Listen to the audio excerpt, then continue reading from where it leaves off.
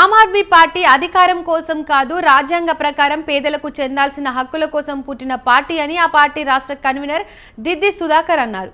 ముషిరాబాద్లో ఏర్పాటు చేసిన సమావేశానికి ఆయన ముఖ్య అతిథిగా హాజరయ్యారు. పార్టీ ప్రజలకు చేసిన పనులను గుర్తించి మెదక్, బషీరాబాద్ నుండి 15 మంది సభ్యులు పార్టీలో చేరడం గర్వకారణమన్నారు. ఢిల్లీలో ఆప్ పార్టీ ఉచిత విద్య, కరెంటు, వైద్యం ఇచ్చినట్టు మోదీ ప్రభుత్వం 22 రాష్ట్రాలలో పోలిస్తే కేజ్రీవాల్ కూడా సమర్థించుకుంటారని తెలిపారు.